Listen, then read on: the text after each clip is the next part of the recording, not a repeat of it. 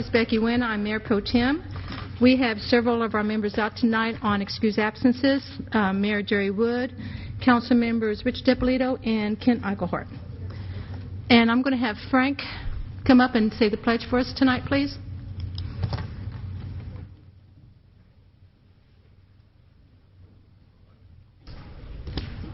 Pledge allegiance to the flag of the United States of America and to the republic for which it stands, one nation, under God, indivisible, with liberty and justice for all.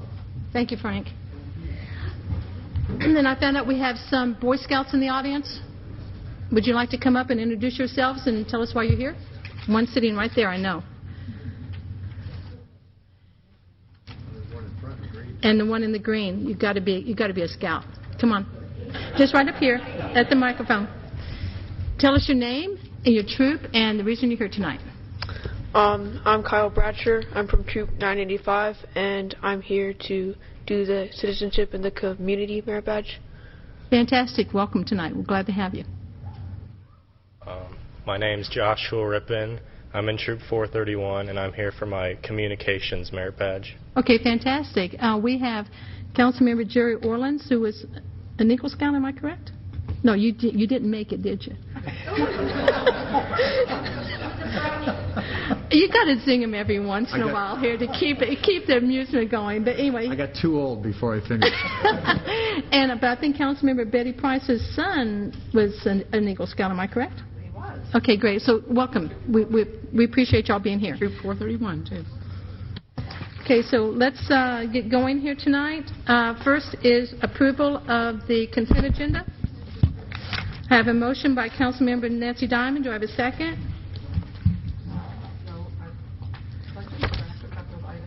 Okay. Which items? 2, 4, and 5. 2, 4, and 7. 2, 4, 5, and 7. Okay. We're going to. So, do I have a second on the consent agenda, omitting 2, 4, 5, and 7? Second. Okay. Any comments from the public? Yes, Ms. Russell. If you can come up to a microphone for me, please. Thank you, Ms. Wynn. Thank you, Councilman Price, for bringing up item 5, the approval to extend the Lakes and Ponds Partnership Program for funding the Martins Landing Foundation. I'd like some clarification on that. I have sat in over the years on countless meetings on why we're funding the Martins Landing Foundation. It's primarily for their lake. It was about lakes and water and et cetera, and I want to know why the city's funding that if it's not a public lake. I can't use it. I can't even walk around it. So I'd like some real discussion about that. Okay, thank you, Ms. Russell. So just let everybody know, do I have a vote then to approve it with those 4 items removed? All in favor? Unanimous. And what we're removing is, make sure I'm right here because I got a new revised consent agenda, approval of the reimbursement to GMA, the approved budget revenue budget, the Lakes and Ponds, and the MOU between the State Road and Toll Authority. Am I correct, Councilmember? Okay, thank you. That's it. Okay, we're going to go to the first item. First of all, I'm sorry, we're going to approve the minutes of the May 30th meeting. Do I have a motion to approve? I'm sorry. We've already done that?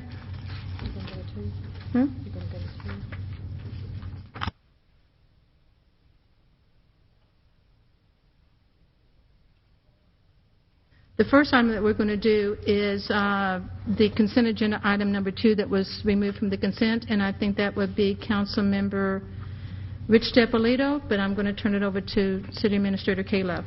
Thank you, Madam Mayor Pro Tem. This item is approval to reimburse the Georgia Emergency Management Agency in the amount of $151,783.56. This reimbursement is related to the storms that the city had and received reimbursement from. These were the storms of September 2009. and we had multiple facilities and damage. The two largest ones that we need to reimburse them for are Adult Recreation Center and then the damage to Riverside Azalea Parks. And what happened is, since the city is insured for those buildings, Wind Risk Management notified our insurance company. They came out along with GEMA, so those were being worked in tandem. So we were reimbursed by our insurance company everything above the deductible. We also received GEMA funds for that amount. They do not finalize the reimbursement until after all, they call them packets or bundles, have been audited, and they audit anything over $60,000. We turned in some 29 bundles for reimbursement for different items across the city. So it has been audited by GEMA, sent to FEMA for approval, back down to GEMA, and now it's to us to reimburse this money, and this would be basically the money that they have already provided to us in the form of a reimbursement for those two recreation and parks facilities. Okay, any comments or questions from council? Councilmember Councilmember Price? Yeah, I was just curious, since apparently $151,000 worth were deemed ineligible, is it just that we didn't know that they were going to be ineligible? No, ma'am. It wasn't that they were ineligible, in that they were ineligible because we had already received a reimbursement from the insurance company for such damage. They meet the criteria, but the way that the GEMA reimbursement runs is, first we draw off of any insurance, and then they provide funding for amounts that are not insured. So that does include deductible that we had to pay, as well as anything above the amount that the insurance claim provided back to us. Okay, so only only 22,000 were ineligible? Not from the Adult Rec Center, but yes, there were, like I said, we had some 29 bundles or requests, so yes, there was some labor related to recreation and parks whereby you cannot request reimbursement for time that people are already on duty. It has to be overtime. So those recreation and park staffs, it was just an error related to us turning in the payroll amounts. So they had already been paid by the city, and therefore that's not eligible for reimbursement from GEMA. Okay, and that didn't set us up for any sort of penalties or anything like that?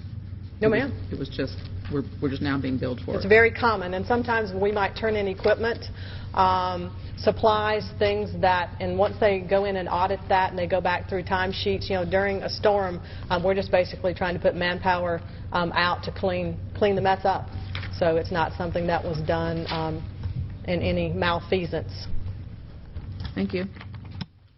Any other questions or comments for Ms. Love? I'll open up any questions or comments from the public.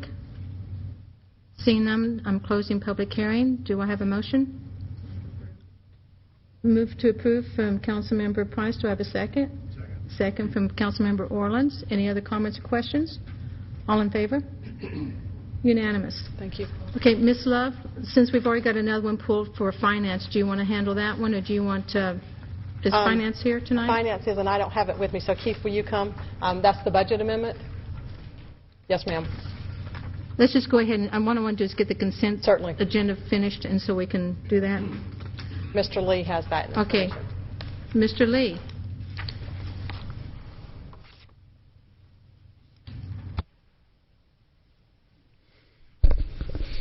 Thank you, Mayor Pro Tem, Council. Tonight I'm presenting a budget amendment that would increase revenues by $228,000, increase the use of reserves by $454,324, and the expenditure budget by $332,324. This involves 5 funds: the Confiscated Assets Fund, Recreation Participation Fund, Hotel Motel Fund, Workers' Compensation Fund, as well as the Debt Service Fund. Confiscated Assets Funds is a recognition of both revenues and expenditures. The expenditures are related to rental of vehicles and software license. Recreation Participation is recognition of both revenue and expenditures. The revenues are revenues that we've already collected, and the expenditures are related to instructor fees, seasonal employees, contract services. Hotel Motel is related to use of fund balance for the purchase and replacement of some computers and software, as well as the use of contingency funds that requires the approval of Mayor and Council. Workers' compensation is an allocation of the fund balance related to some experiences that we've had this year, or occurrences, if you will. And the debt service fund is related to the use of fund balance for the appeals that's impacting our tax digest. So with that, I'll answer any questions you may have. Any questions or comments for Mr. Lee? Councilmember Betty Price? When we talked this over at committee, it was just sort of hard to follow, and we were hoping that tonight it would be easy to follow. And I have to confess, I'm still having trouble to follow it because the numbers that kind of the eyes and O's sort of add up fine, but then the budget, the motion, I just don't see where the 454 and the 332 come from. The 454 would not be represented in a change in any numbers in the budget or in the numbers that are presented. We simply are going to have to allocate a use of fund balance as opposed to general revenues that we would have received in the debt service fund. What we currently have is in the debt service fund is an allocation of $6 million for property tax. We are not going to receive that amount of revenue, thus we're going to have to allocate a use of fund balance, so the revenues remain the same. The expenditures are the same as well. Okay, so the 454 represents a shortfall in property tax. Correct, in the debt service fund. Okay, and the 228 and the 334 are those items that are summarized below that? $228,000. That's itemized below in the various funds. The 332 is also in the various funds. I've put a new spreadsheet on the screen.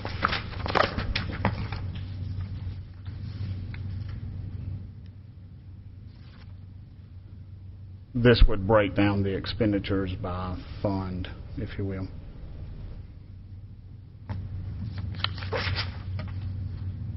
The top portion is the revenue, $28,000 for the confiscated assets and $200,000 for the rec participation fund, which increases revenues by $228,000. And then at the bottom is the expenditures for the confiscated assets, hotel, motel, recreation participation, as well as workers' comp.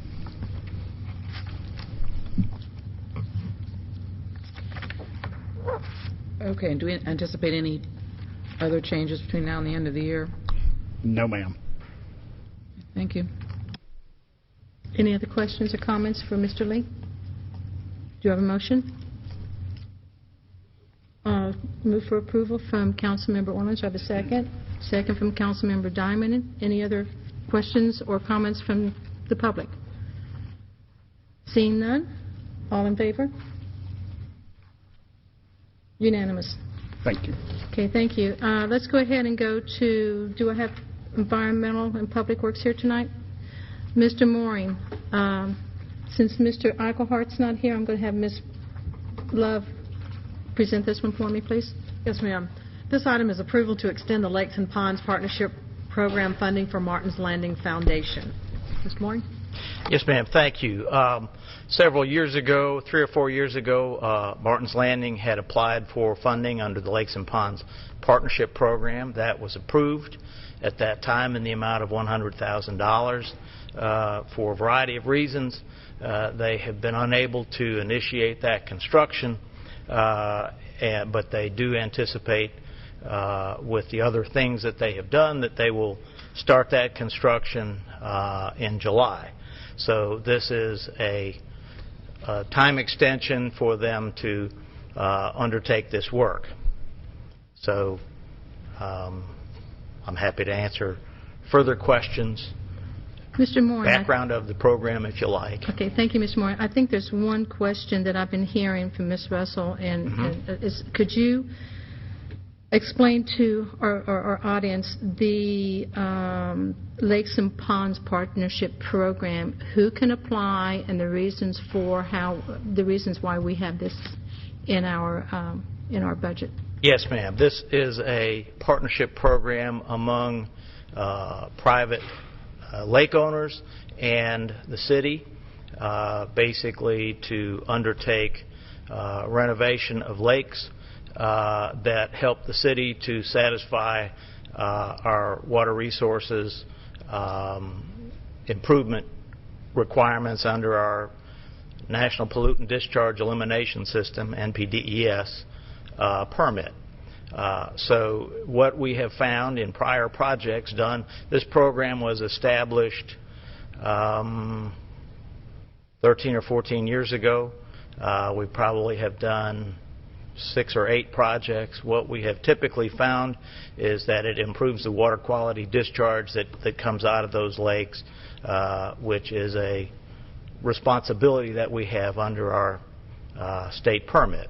So while it is private property, there is a public benefit that results. And also tell I think, the audience about the matching funds. Yes, ma'am. The arrangement is that the organization that applies must contract for the work and have approved plans approved by the Stormwater Management Division, and then or the Water Resources Division, and then they undertake the work, and the city will reimburse 50% of eligible costs. In this case, their project estimate was $200,000, so the city's share is estimated at $100,000. Okay, thank you. Any comments or questions for Mr. Mooring? Councilmember Price? Is there money in that account? Yes, ma'am. This money is programmed in a purchase order for $100,000. And what remains after that? I'm sorry. Is there then money remaining in that fund, or is this a as needed? Well, it's specifically allocated to this project, so it's $100,000 for this project. There's not a body of funds in that program. Maybe Ms. Love can. Yeah, Mr. Moore, and I'm going to have Ms. Love explain that part of it for us, please. Councilmember Price, we have not allocated any new funding for that program, so we have had a number of applications over the years whereby we have allocated funding. This money has been earmarked for the Martin's Landing project, and we're simply rolling that over. That time has expired, and they are moving forward with it, but they have not completed it, so we're just requesting basically a rollover of the funds. There's no new money in fiscal year 12, the current year we're getting ready to end at the end of the week, nor is there any new funding for FY 2013. Okay, thank you. Any other questions or comments for staff? Any questions or comments from the floor? Ms. Russell.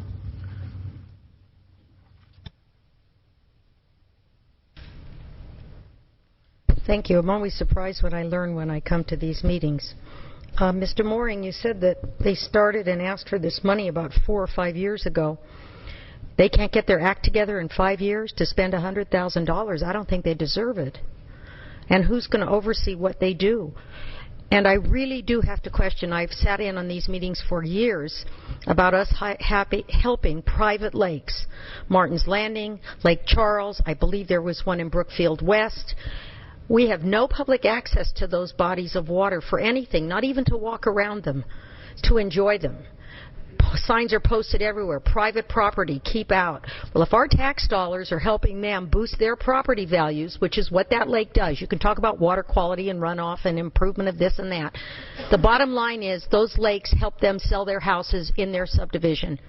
The city's not helping me manage my property to make it more valuable, and I don't think the city's taxes need to be doing that. And after 4 years, I don't care if that $100,000's been sitting in an account or sequestered away or whatever, I don't think we need to be spending that anymore. I remember when they became a foundation, the only way they could get the money was to become a foundation. Before that, they were just the homeowners association, and we couldn't do that. So they became a foundation. Now, I have lots of friends that live in Martin's Landing. It's a really beautiful place, and that lake is a real asset. But it's no asset to me if I can't use it, and I really don't like that city taxes and public monies are being paid to boost somebody's property values. Thank you, Ms. Russell. Any other comments, questions? Okay, I'm going to close public hearing. Is there any other? Do I have a motion? Move to approve by Councilmember Diamond. Do I have a second? Second by Councilmember Orleans. Any other questions or comments? All in favor? Councilmember Diamond, it is unanimous. Thank you. And like I said, I'm going to keep on going with consent agenda, so Chief Orrick on the next one. And what I'm going to do, since I am Public Safety Liaison, and I do have several issues on this, on the agenda tonight, I've asked Councilmember Diamond to present anything with public safety, so I'm going to give you that one. It's number 7 on the consent agenda, the MOU. Okay. Thank you. This is for approval of a memorandum of understanding between the State Road and Toll Authority and the City of Roswell. Chief Orrick. This is a pretty simple memorandum of understanding. All of our cars have the little decal on them that allows them to go through the toll booths on 400. And in the past, they've charged us when we're going down to the county jail or going down to Fulton County Courts to go through there. Well, now we'll go through for free. And that's basically what the memorandum of understanding is the officers have to be on duty or doing police-related business. Thank you, Chief Orrick. Any questions from council? Yeah, I have one. Councilmember Price? I'm trying to, there's a line in the summary that says, well, first of all, it says if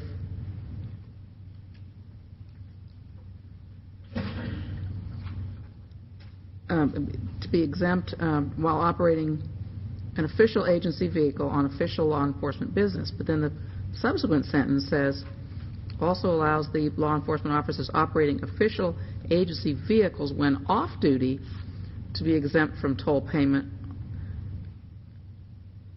on a toll facility with occupancy requirements, HOV requirements, that the number of occupants in the vehicle meets the HOV requirements of the toll facility. So that sounds to me like it's also being used off-duty in a city-owned vehicle. So why would anybody be on 400 off-duty in a city-owned vehicle with several people in the car? They shouldn't be unless they were going home. Or I think it's a combination of several things. If they have more than one person in the car, usually in the back seat, and or if the officer, which I don't know of any officers, but one or two that live south of 400, south of the toll booth. So that's the only exception I could think of.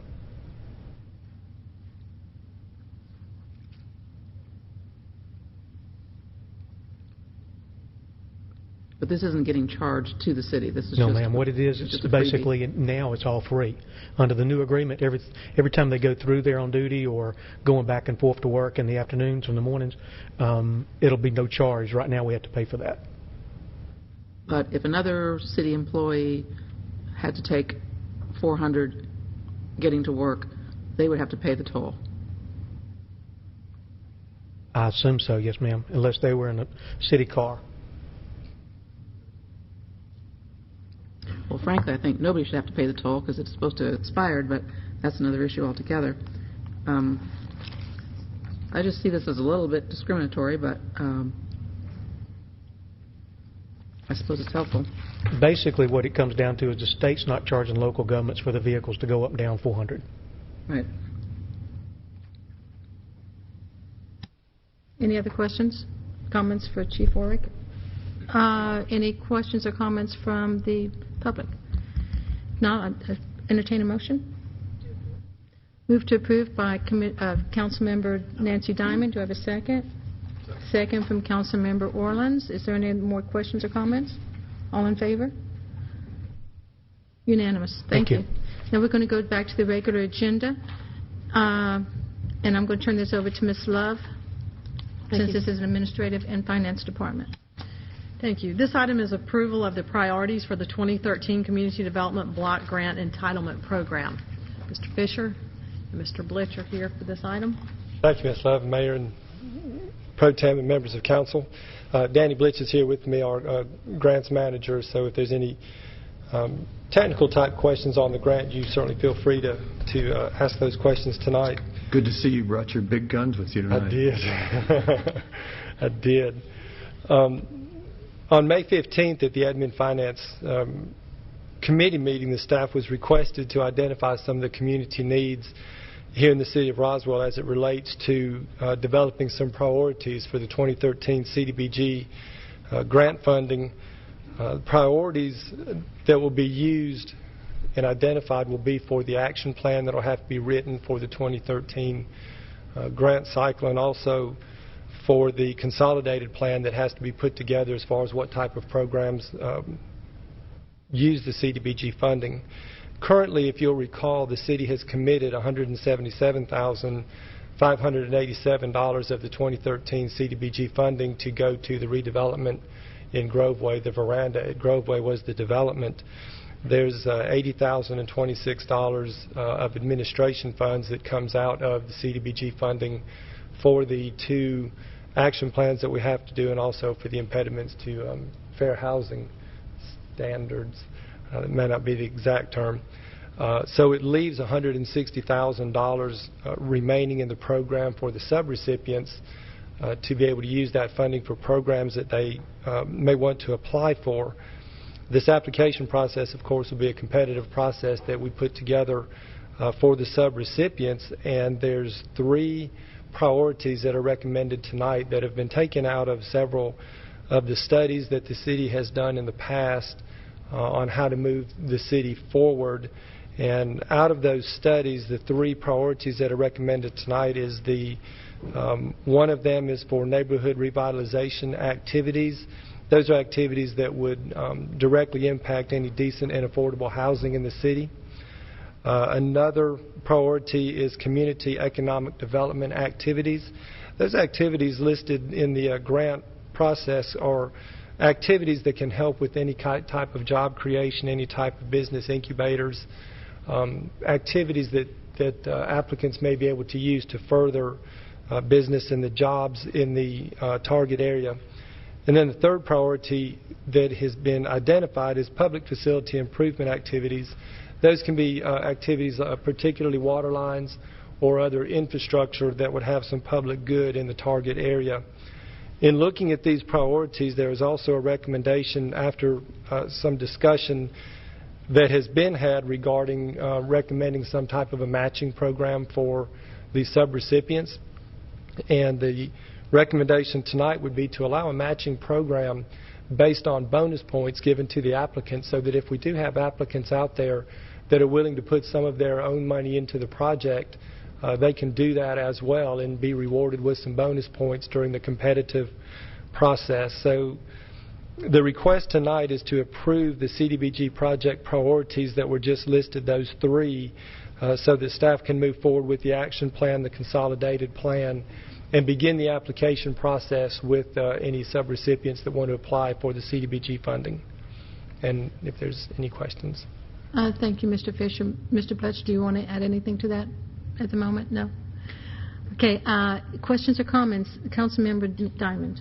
I do have a few questions. I really like this approach. I like the bonus point idea rather than us setting out how it would go.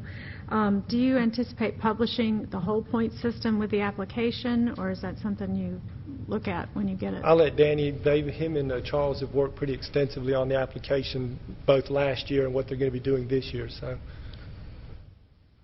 Thank you very much. Last year we actually had a scoring rubric that we used, and we can very easily modify it so that we could add that preference in, and we would publish that along with the grant manual and the grant application that we would make available hopefully right after this meeting, basically.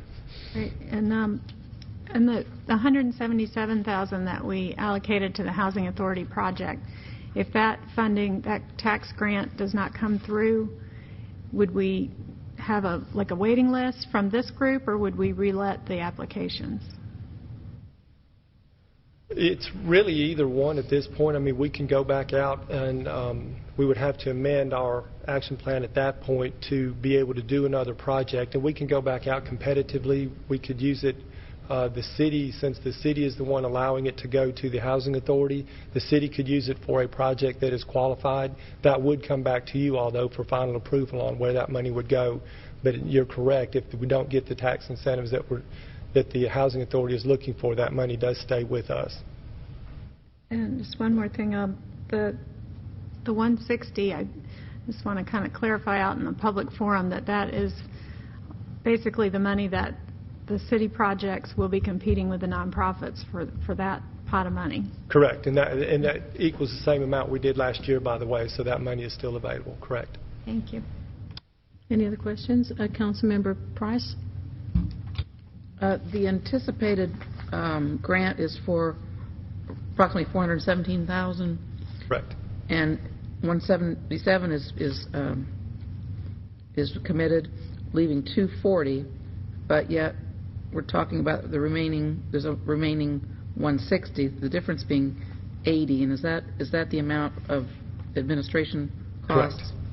Yes, ma'am. So that's 33% of the grant is going to administration costs. Correct. Is that standard? Yes, ma'am. That's what's allowed each year, and each year we do that for our personnel and for the studies. Some of that money actually gets contracted out for the analysis of impediments to housing is one of those that a consultant will be used on that. So that percentage seems more than what you might think, but there's also other administration tasks that have to be done, so the funding is provided by CDBG for that. So what is it? We're talking about that analysis to impediments. Is that the thing that we would be required to do? And what does it cost to have somebody analyze impediments that may or may not be there? We have done a cost estimate. We've worked with other communities that are in our jurisdiction, as well as some that are similarly sized but in other parts of the country. And the estimates that we've been able to come up with are $40,000. We're hopeful that we'll be able to negotiate something because we already have a lot of statistics and a lot of data. We're hopeful that we'll be able to negotiate something in the $20,000-$25,000 range. Because I sure would like to see some of that $80,000 go to some of our nonprofits or other activities as opposed to that huge administrative percentage. I just don't like to see that.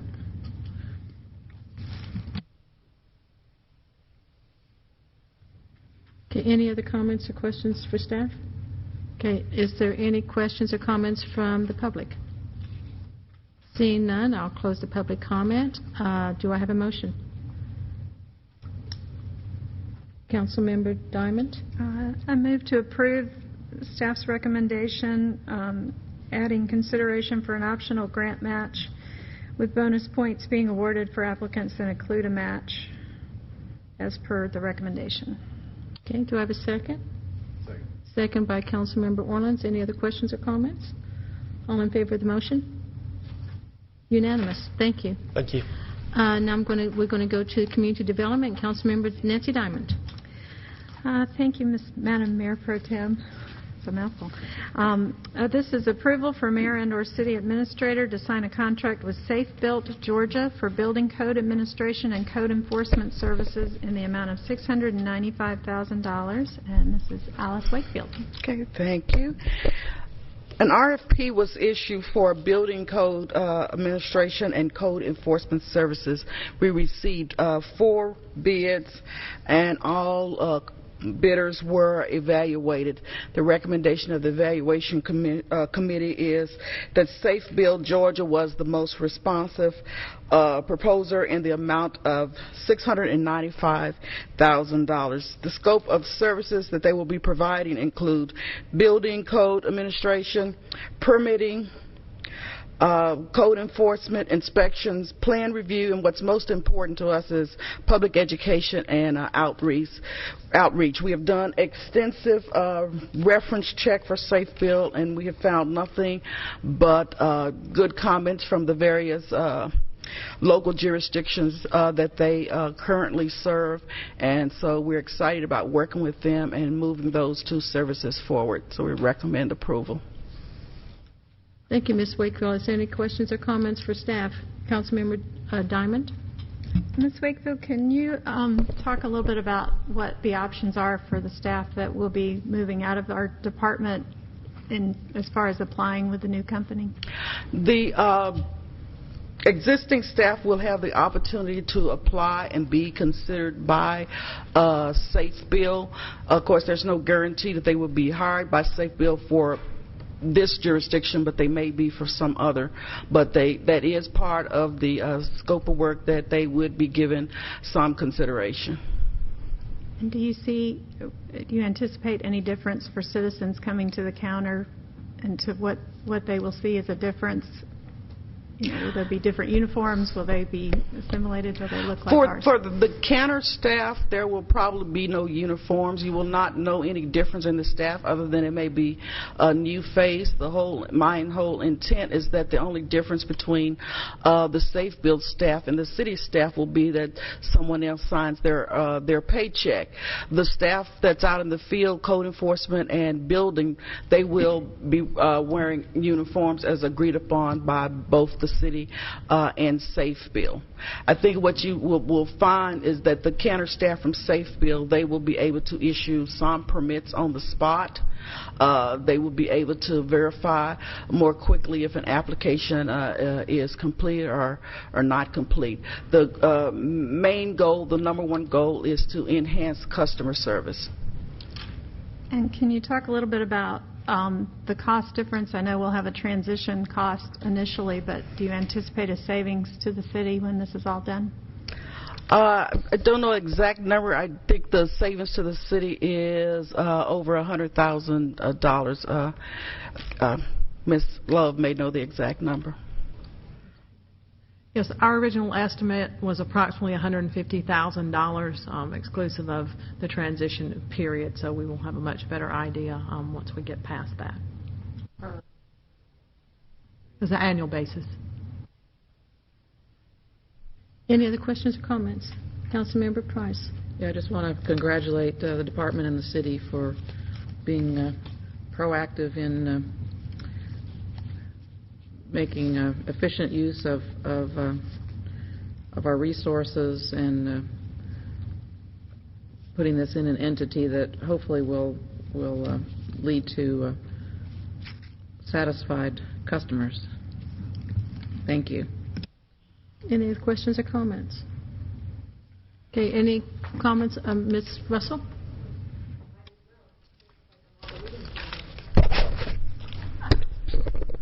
It's always nice to have a meeting the week before 4th of July. Nobody shows up.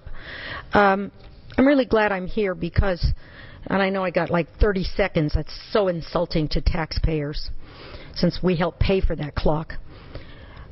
I, on the other hand, am not at all proud of my city council for doing this. $695,000 to a company. Are they based in Roswell? Because we have that whole Find It All in Roswell program that we are funding to the tune of $500,000, and we don't seem to be giving any contracts to businesses or people that live in Roswell. I'm assuming that this is going to eliminate Miss Wakefield's job as well, since she's the head of this department. Is that correct? Didn't think so. Basically, I've been told for years we have 2 code enforcement officers, and that's why things take a while, and I've never had a problem with them, but $700,000 for 2 code enforcement, for the jobs of 2 code enforcement officers in building code administration, but you're eliminating 14 positions but telling them that they can come back and reapply for the same position at a lower salary with lesser benefits. Let me tell you what the shock value of that is to your entire employee system in the city of Roswell. They are disheartened and they are saddened, because you people obviously don't know how to manage human beings. You may know how to handle dollars. That's a question, too. But do you have any idea what the morale is like in this community? I hear it, and I'm not going to ask them. They come and tell me. Why would anybody in this town who works for this city try to do a good job when they think that in the next month or 2, City Council and Miss Love and whoever can just eliminate their job, tell them to come back and apply at a lesser salary? No one will care. I'm just shocked. I've never had a problem with going to get a permit. I don't get that many, and I've never had anybody have a problem. If there are problems getting permits, or as you say, making things easier, it's because the city has got such discombobulated rules that these people have to go through them. Now, I don't know anybody personally who works in that department, but I think that this city council needs to be ashamed of themselves in this economy for $695,000 plus the unknown transition fee. How much is their salaries? Clearly, it's $695,000 plus $150,000, but that'll be a wash this year because we have a transition. In the meantime, you're setting free 14 employees who've worked really hard for the city, and you wonder why people don't want to do business in Roswell? Why would they when you treat the people that work for you like garbage? So I'm just telling you, as a taxpayer, I think we have a real problem with finances here, and it's all about lack of respect for the people that do the jobs at the bottom. You don't pay them enough to live in the city. They have to drive farther because they can't live in the city because they don't earn enough money to live here. Then you let them go to save less than she makes in 1 year. I didn't mean you. Excuse me. I didn't mean to say she. Miss Love, $150,000. You make more than that in 1 year, and they're worried about saving that. An insult to everyone in this community. And you're going to find that your employees in this city, I know you say, oh, well, you should be glad you have a job. You haven't had a raise in 5 years. We've raised your health premiums. It doesn't really matter. You have a job. You know, that's not a way to treat people. It's the same way you treat people about the whole MARTA transit system. You just don't care because it really doesn't affect you. And I'm embarrassed to say to people here in Roswell that this city council has made that decision. You have a veteran you're going to let go. I'm calling the Georgia Department of Veterans Affairs. I think that's real special. Every day we see in the newspaper veterans come home and they can't find a job. We have one in the department and he's going to be let go. Way to go. We love our veterans, don't we? We love our Memorial Day celebration. Let's spend $30,000 for that, but let's let a veteran go. It's embarrassing, people. Embarrassing. And I'm ashamed. I love this city, but I'm ashamed to see you doing that. And Miss Wakefield, you're next. Don't worry. They did it to everybody else. Any other comments or questions? Ms. Love, would you like to comment on certain things that Ms. Russell brought up? Yes, ma'am. Just a couple of points of clarification. You mentioned that we have 2 code enforcement officers. There's 5 in that area. You mentioned 14 employees let go. There are 11 people affected by this, and this is not something that the city takes lightly. Certainly, our employees are our most important asset. One of the positive things about this is there are opportunities with a company like SafeBuilt or any of the other companies that proposed to provide them opportunities that they don't have with the city of Roswell for certain advancement, for bonuses, for different things in the company. So it's certainly something that we looked long and hard at, and in an effort for us to be able to deliver a better service and a more robust service in a proactive way. This is what SafeBuilt does, and that's all they do. And so we are going to try this, and if it does not work, then we certainly will tweak it as need be, because bottom line, we deliver a very high level of service to our citizens, and it is important, and we do appreciate those comments, but we will not know until we try. It certainly has a financial benefit, but it's not just about the financial aspect. So our employees will have a outboarding plan and compensation package to help them transition to their new positions, whether it be with SafeBuilt or some of the other persons who proposed or another endeavor that they choose. Thank you. Thank you, Ms. Love. I appreciate that. Any other comments or questions? Do I have a motion? Councilmember Diamond. Move to approve. Motion to approve. Do I have a second? Second by Councilmember Price. Any other comments or questions? All in favor? Unanimous. Thank you. Next item is approval of an amendment to Chapter 5, Building and Construction of the City of Roswell Code of Ordinance. This will be the first reading. Ms. Wakefield.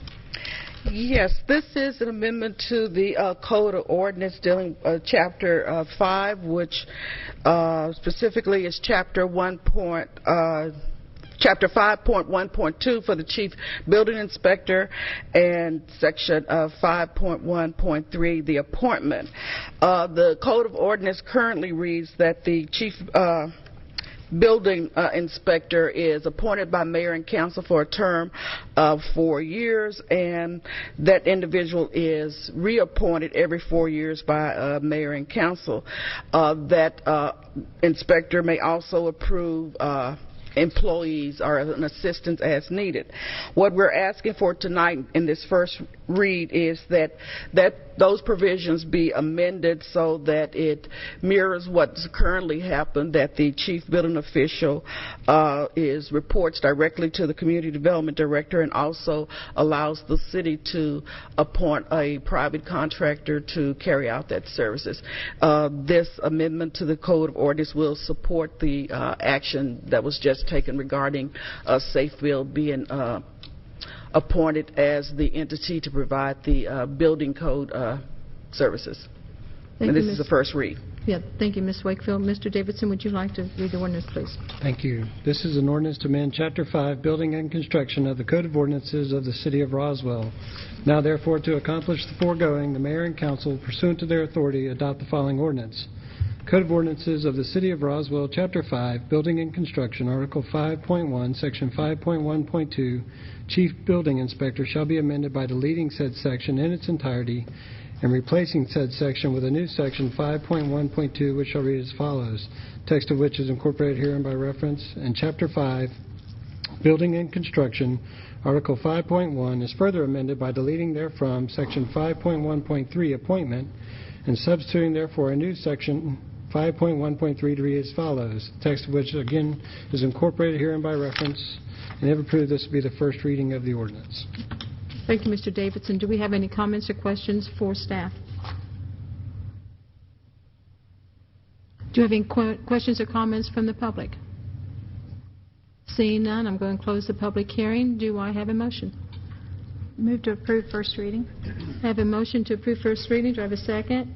Second by Councilmember Price. Any other questions or comments? All in favor? Passes unanimously. The next item is approval of an amendment to Chapter 3, Alcoholic Beverages of the City of Roswell Code of Ordinance. Again, this is first reading. Ms. Wakefield. Okay. This item was before the Community Development and Transportation Committee on May 30th. It is an amendment to Chapter 3, the Alcohol Beverage of the City of Roswell Code of Ordinances, and the reason for this amendment is to clarify who may obtain a caterer's permit related to a special event. Currently, all of that information is located in one section. It's not clear as to when a catering permit is needed. The intent of this is to simplify that. And basically, in summary, it says that if the applicant has neither a license to sell or serve alcohol beverage, nor is the applicant a non-profit civic organization, you must obtain a licensed caterer to serve or sell alcohol beverage at a special event. Second, if the establishment is licensed by the city with an alcohol beverage permit on their premises, you will need to obtain a catering permit when holding a special event off-premise. If the establishment licensed by the city is having a special event on premises, the catering permit is not needed. And for the non-profit civic organization, you may obtain a special non-profit permit to sell or serve alcohol without the need to use a caterer, but limited to twice a year. So this is a first read, and that's just to clarify when a catering permit is needed related to a special event. Thank you, Ms. Wakefield. Mr. Davidson, would you like to read this for us, please? Thank you. First reading. This ordinance of the City of Roswell, Georgia, to amend Chapter 3, Alcoholic Beverages regarding special event permits. Now therefore be it ordained, and is hereby ordained, that Chapter 3, Alcoholic Beverages of the Code of Ordinances of the City of Roswell is amended as follows. Code of Ordinances of the City of Roswell, Chapter 3, Alcoholic Beverages, Article 3.2, Section 3.2.5, Alcoholic Beverage Caterers is hereby amended by deleting Section 3.2.5A1 and replacing said section with a new Section 3.2.5A1 to read as follows, text of which is incorporated herein by reference. And Chapter 3, Alcoholic Beverages, is further amended by deleting therefrom Article 3.7, Section 3.7.9, Special Event Pouring Permit, temporary permits for nonprofit civic organization, and replacing said section with a new Section 3.7.9 to read as follows, text of which, again, which is incorporated herein by reference, and if approved, this will be the first reading of this ordinance. Thank you, Mr. Davidson. Any questions or comments for staff to Councilmember Orleans? Just to clarify, so we're saying pretty much everybody needs a catering license if they're going to deal with alcohol except nonprofits. And tell me the logic or where that came from, since they don't know what they're doing any more than a licensee with a liquor license going off premise does. Well, I'm going to have to Davidson, defer to help on that that to Mr. Davidson. Mr. Davidson. I think it's related to state law. The state has provided a specific exception for them, so we're just following exactly what the state does, and it reads exactly like this. So this reads according to state law? Mm-hmm. Of course, I should know. The state's very logical in everything they do. Councilmember Price.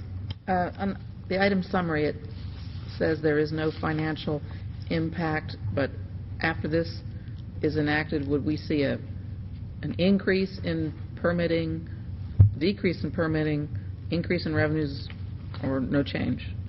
I would say it would be no change. This is just clarifying when you need that permit. But it would lead to more permits, or not? Not necessarily. Okay. But if there were more permits, that would be more charges, correct? Yes, ma'am. And the nonprofits are not exempt, or they are exempt? The charge is $50. Regardless? Yes, ma'am. Thank you. Councilmember Diamond. I just want to clarify with Mr. Davidson, this is not a substantive change to anything we've been doing. It's just clarifying the parameters. Yes, ma'am, that's correct. Okay, do I have any questions from the audience, public, on this issue? Not seeing any. Do I have a motion? Move to approve first reading. I have a motion to approve first reading. Do I have a second? Second from Councilmember Orleans. Any other questions or comments? All in favor? Councilmember Orleans? Of course, since you seconded. That's unanimous. Our next agenda items are public safety, and since Councilmember Diamonds was the public safety liaison last year, I'm asking her to substitute for me tonight on these. This is the most I've gotten to do in a long time. Next is approval of a memorandum of understanding between the City of Roswell and the City of Pelham for housing sentenced inmates. Chief Orrick. This is a memorandum of understanding for us to house inmates who are in the municipal facility for more than 72 hours in the City of Pelham detention facility. They will come and transport those prisoners Monday, Wednesday, and Friday. They will provide basic medical, which is outlined in the contract here, as well as the transportation, food, recreation, other services for $30 a day. Okay, do I have any questions or comments for Chief Orrick? Seeing none from my council, do I have any questions or comments from the public? Seeing none, do I have a motion? Move to approve. I have a motion to approve. Do I have a second? Second from Councilmember Price. Any more comments or questions? I have a comment. I'm sorry. Yes, ma'am. Seeing as now some of our residents might be housed in a location far from Roswell, it might serve as a good warning to them to try to avoid that so that their family members don't have to drive all that distance to visit them. Don't go to jail. Good point. Okay, all in favor? Unanimous. Thank you. Next up is approval of a resolution of the City of Roswell endorsing the Georgia Open Roads Policy. And we're changing to Chief Spencer. I think this is a Chief Spencer and a Chief Orrick. I'm going to let my distinguished colleague from the Fire we're Service. in for it now, guys. So you can flip the coin of who's going to present it. We predetermined that back at the bench over there, so we're good to go. This is the Georgia Open Roads Policy Quick Clearance for Safety and Mobility Endorsement Resolution. This was signed into existence in 2011 by the Georgia Department of Public Safety, the Georgia Department of Transportation, and the Governor of Georgia. As the policy suggests a new benchmarking standard for traffic incident response in Georgia roadways, and that public safety remains the highest priority during a traffic incident, and public safety agency and traffic incident responders shall reopen the roadway as soon as possible on an urgent basis. And the City of Roswell Fire and Police Department agrees that clearing the travel portion of a roadway is a high priority and that the roadways will not be closed any longer than absolutely necessary and not foregoing the safety of our officers and firefighters while this incident is active. We would ask for your endorsement on this. Thank you, Chief Spencer. Do I have any questions or comments? Yes, Councilmember Orleans. You guys have always had this approach, haven't you? Yes, sir. We're just signing into an agreement with the DOT. All of a sudden now Public we need a Safety. resolution for Yeah, the so job now you we guys got have a always done, right? Got to do a resolution now to make it all good. So, Thank you. thank you. Any other questions, comments? Anything from the public on this agenda item? Seeing none, do I have a motion? Move to approve. I have a motion to approve. Do I have a second? Second from Councilmember Orleans. Any other questions or comments? All in favor? Unanimous. Thank you. I'm going to go to City Attorney's report now. I got one more. Wait, got one more. Oh, wait, got do I have one one? I'm sorry. Chief Spencer, I'm not used to you being up there this long. One more, sorry. This is approval of a resolution to apply for FY 2012 Assistance to Firefighters Grant in the amount of $44,000. Chief Spencer. Yes, ma'am. We're seeking your approval in the amount of $44,000 in federal funding for the purchase and installation of a vehicle exhaust extraction system at Fire Stations 3 and 6. These stations were selected based on the need and the fact that stations are fully staffed now. Back in 2004, when we originally applied for a grant of Assistance for Firefighters grant in the amount of $111,000, the previous administration stated that we only had 5 of our 7 stations that were staffed 24/7.